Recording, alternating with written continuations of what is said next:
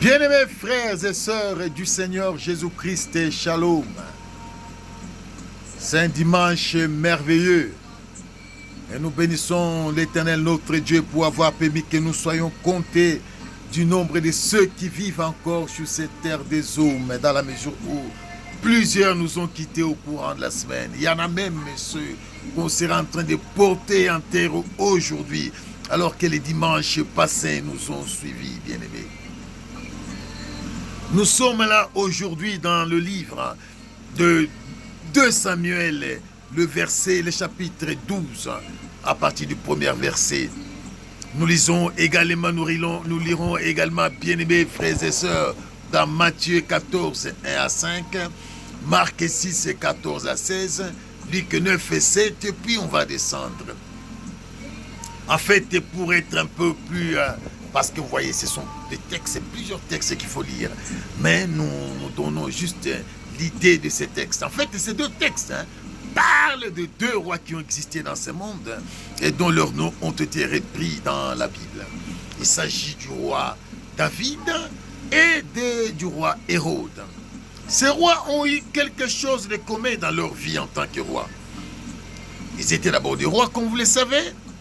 Et puis, deuxième chose, ils ont chacun eu à prendre les femmes d'autrui. Troisièmement, il y a des hommes de Dieu qui sont allés les voir pour leur parler de leur comportement qui ne plaisait pas à l'Éternel notre Dieu. David, lui, a reçu le prophète Nathan parce qu'il avait pris la femme de son militaire Uri. Après l'avoir engrossé, il a même tué Uri. Dieu n'a pas été content, il lui a envoyé Nathan, le prophète, qui lui a parlé. Et lui n'a pas hésité. Juste après que Nathan lui ait parlé, il a dit qu'il reconnaît avoir péché devant l'Éternel Dieu. Et Nathan a dit, Dieu te pardonne. Mais Hérode, par contre, lui a pris la femme, n'est-ce pas, de son frère Philippe. Cette dame s'appelait Hérodias. Et quand l'homme de Dieu est venu lui parler, lui dit qu'il n'était pas permis de prendre Hérodias pour femme, parce que c'est la femme de ton frère. Le roi était indigné, fâché. Il a pris l'homme de Dieu, il l'a jeté dans la prison. Et la Bible dit qu'il avait même l'intention de le tuer. Et finalement, dans la suite des temps, il va réellement le tuer. Bien entendu, par une certaine occasion. Et la Bible dit que ce n'était pas vraiment de sa propre volonté. Bien-aimés frères et sœurs, ces 2 types de personnes nous représentent 2 types de chrétiens que nous avons dans nos églises. Il y a certains chrétiens, quand ils viennent dans l'église, ils ne veulent pas que leur mauvais comportement puisse être abordé dans les prédications lorsqu'on prêche la parole de Dieu. Il y a quelques-uns qui se fâchent et quittent purement simplement l'église. D'autres, par contre, ont quand même le courage de suivre l'homme de Dieu qui a prêché pour lui dire qu'il n'a pas été content de sa prédication. Il y en a qui purement simplement voient les responsables de l'église pour leur demander de ne plus jamais aligner tel frère, parce que lui, chaque fois, quand il s'élève pour prêcher la parole, il n'aborde que les problèmes des gens. Et même, ils vont loin. Il y en a qui donnent même l'argent aux responsables de l'église pour essayer d'orienter les prédications.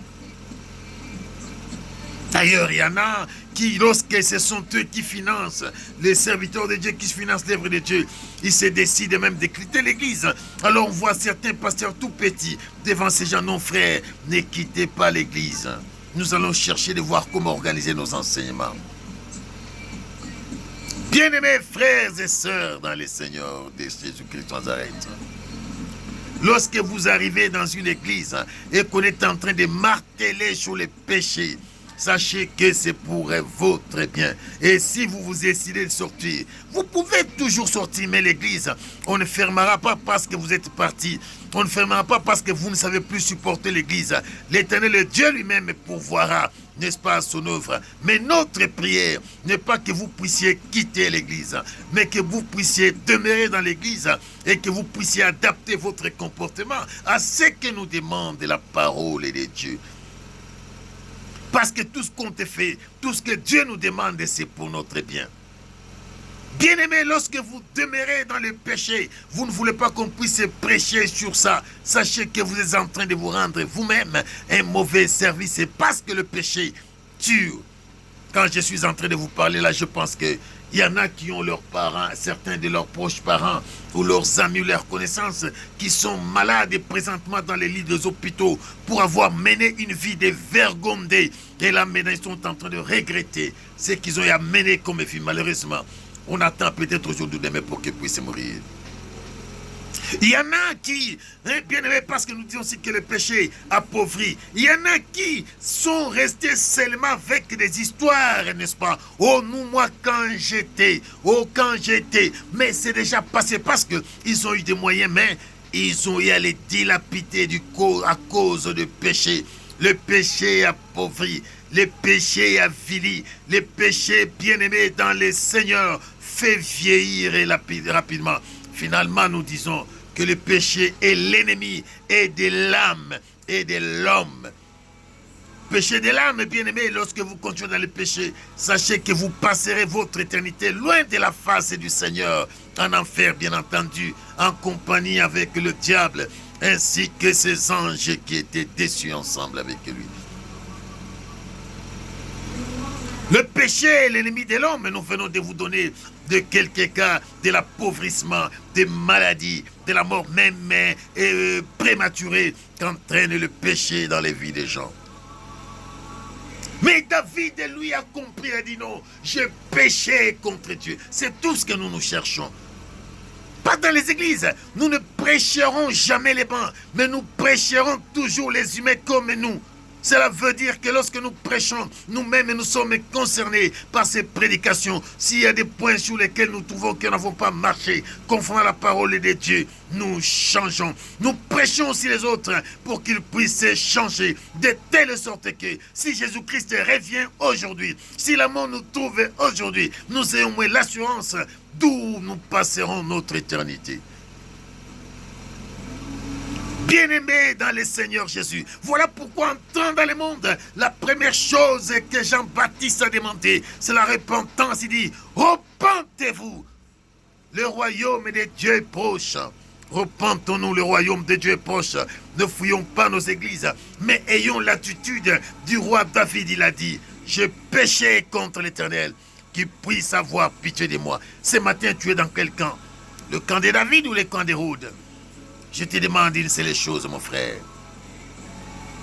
Ne fuis pas l'église parce qu'on martèle sur les péchés. Mais adapte ton comportement à ce que te demande la parole de Dieu. C'est pour ton bien. Laisse que cette semaine et ce dimanche soit un dimanche béni pour chacun de vous. Et que cette semaine soit une semaine de joie pour chacune de ces âmes qui m'écoutent. Et que l'Éternel Dieu visite toutes ces âmes qui sont malades, afin de pouvoir être guéries ce matin, et que l'Éternel console les âmes affligées au nom du Seigneur Jésus. Que la paix et la joie, le bonheur nous accompagnent jusqu'à la fin de nos jours. Au nom de Jésus-Christ Nazareth. Amen, amen. Merveilleux dimanche à chacun de vous. Je vous aime beaucoup. Merci bien, bien-aimés. Merci.